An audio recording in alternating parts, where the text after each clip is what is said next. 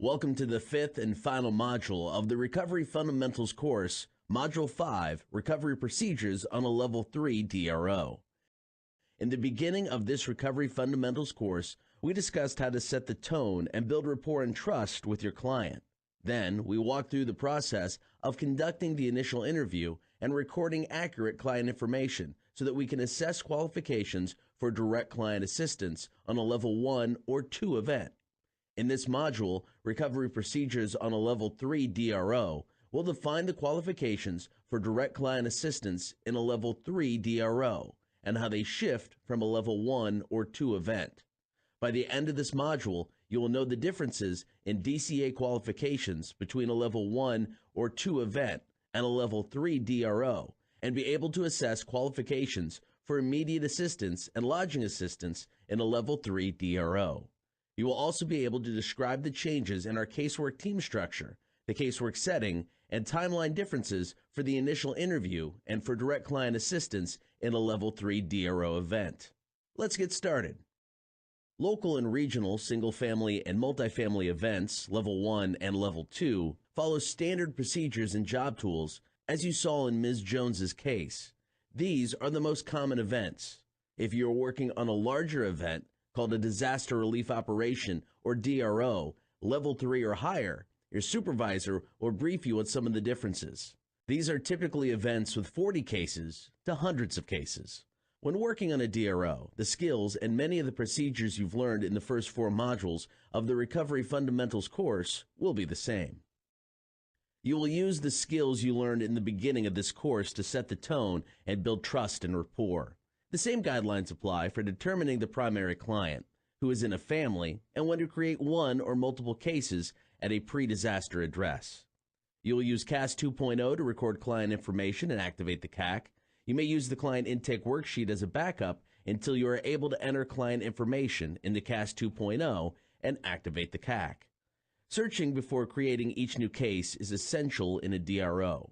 We will search for a case by name, phone number, and address as we do in Level 1 and 2 events. For Level 3 events, we'll take the added step of clicking the Check Address button in CAS 2.0, which puts all addresses in a common format. Doing so makes searching easier and reduces the chance even further of starting a duplicate case for a client. This is a best practice, even though some addresses, often rural addresses, can't be verified. A client's case can begin with disaster health services in a shelter before the initial interview is complete.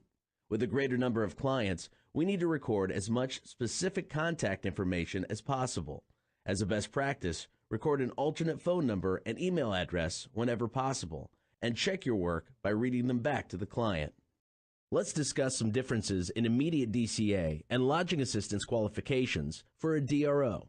First, when you are a caseworker on a DRO, you will follow the DCA roadmap, DRO, to walk you through the initial interview and DCA qualifications. Also, you will use the DCA price list, DRO, to help provide DCA to qualified clients in a fair and consistent manner. In a larger disaster, some procedures will be new to you. Interviewers will be assigned to a shift working on a recovery team as caseworkers with a casework supervisor. If available, you might continue on the team for a number of days. Your supervisor will hold a short briefing every shift to share information with your team. The casework setting may also be different for these large events. With a greater number of clients affected over a larger geographic area, your team might work in a service center, a group setting that brings services to clients. There could be DHS, DMH, water and snacks, and disaster emergency supplies in one indoor location. Typically, computers are ready for you to work online in CAS 2.0, or your team might have a central workplace for briefings and work in CAS 2.0 and go into the community to interview clients. Timelines for the initial interview and for direct client assistance are different for a Level 3 DRO. Since a larger disaster disrupts roads and public utility services, and qualifications for assistance are based on damage assessment, the sequence of services may shift. Collecting damage assessment data takes a few days. Your team might open cases days before providing direct client assistance. This can happen when clients are shelter residents. Or disaster health services might open cases to provide for health needs before initial interviews are completed or before providing immediate direct client assistance. damage assessment is not a qualification for health or mental health direct client assistance. We aim to provide DCA to qualified clients within 5 days of sudden events such as tornadoes and 10 days of developing events such as floods. Let's see what you've learned so far. Which job tools should you use when assessing direct client assistance for a Level 3 DRO?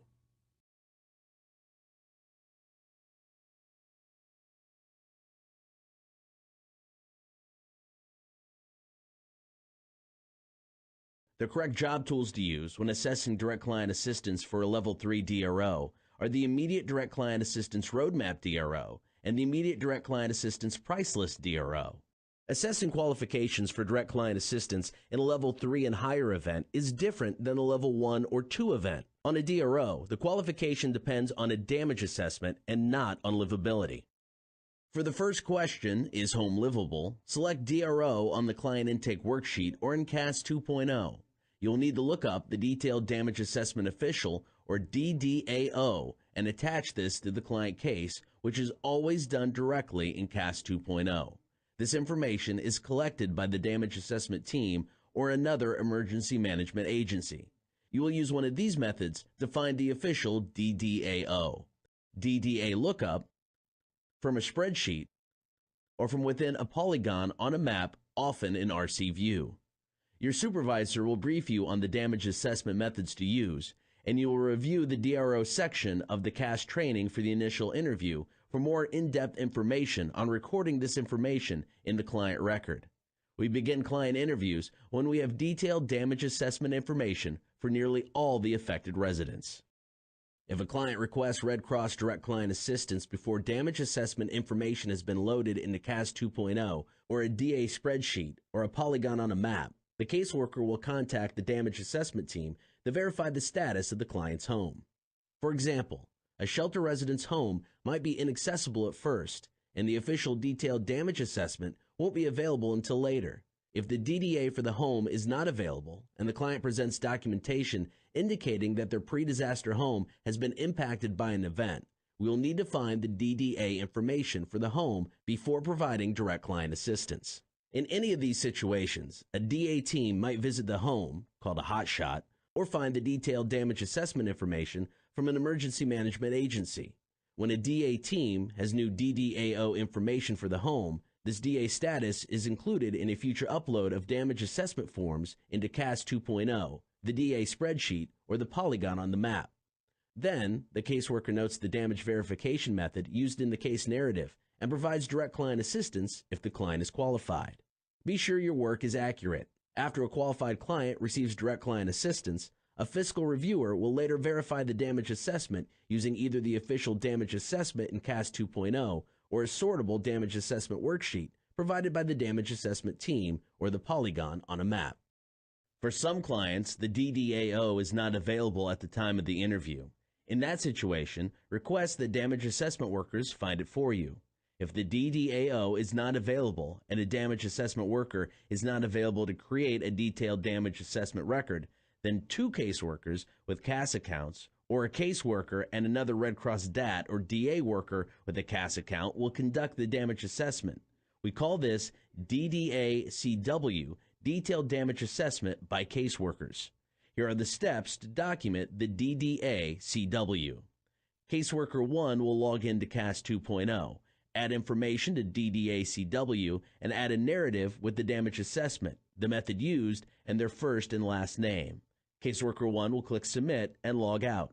Caseworker 2 will log into CAS 2.0 and add a narrative with the damage assessment, the method used, and their first and last name. Caseworker 2 will click Submit and log out. The case will then have 2 narrative entries, each entered and signed by one of the caseworkers. Clients whose homes have DDAO of minor, affected, not affected, inaccessible are not qualified for immediate DCA in large events, since immediate A is not authorized for DCA for Level 3 and larger DROs. A client is qualified for immediate B when the client's home has a verified damage assessment of major or destroyed only. No direct client assistance for immediate A is authorized for a DRO Level 3. True or false? When assessing whether a client is qualified for immediate assistance for a Level 3 DRO, first determine whether the home is livable or not livable.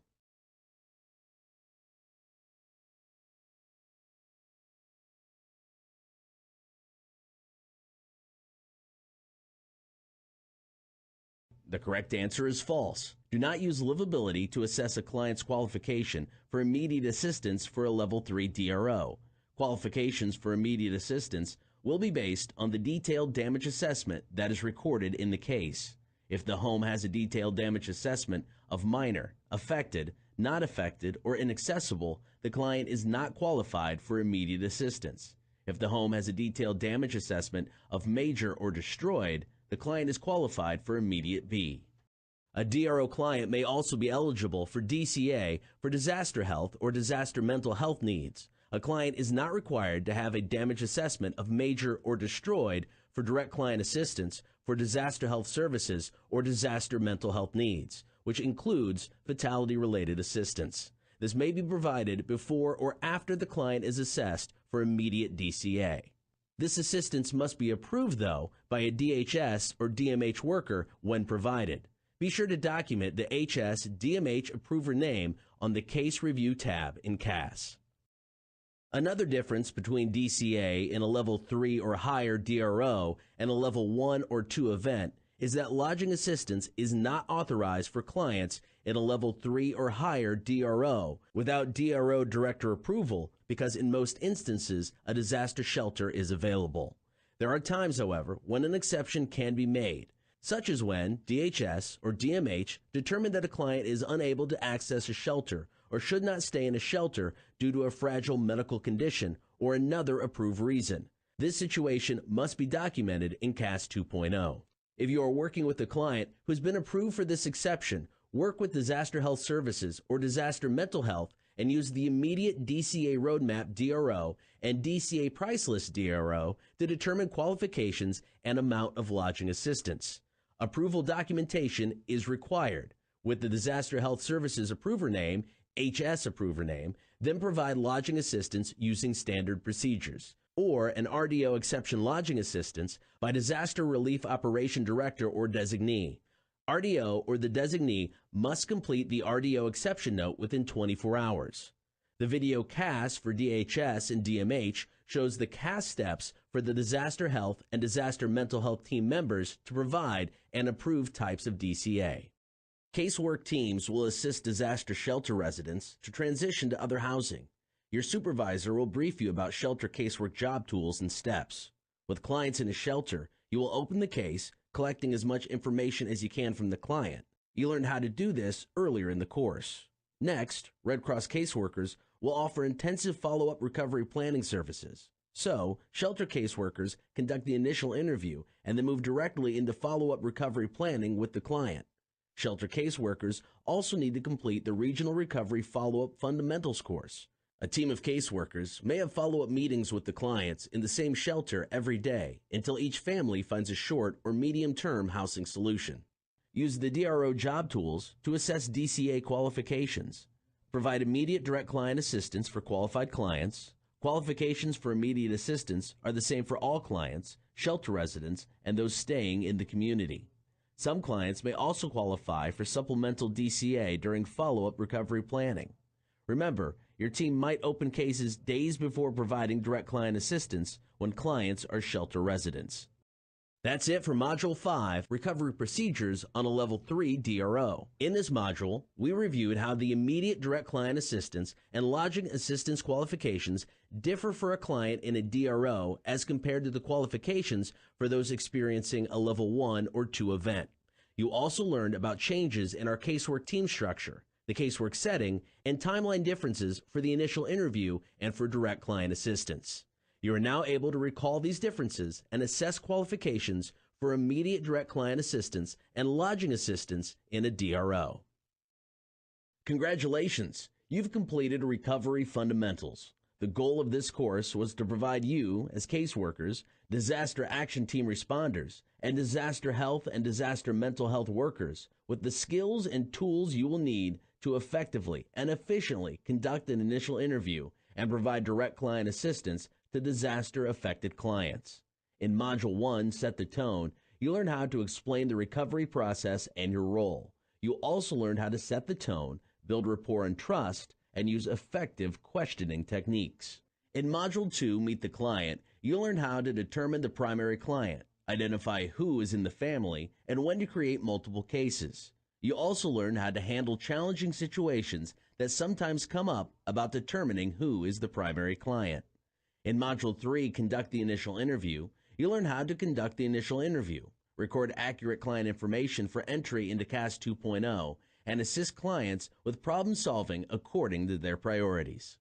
In Module 4, Assess Direct Client Assistance Qualifications, you learn how to assess qualifications for immediate assistance and lodging assistance using the immediate DCA roadmap and provide direct client assistance to qualified clients.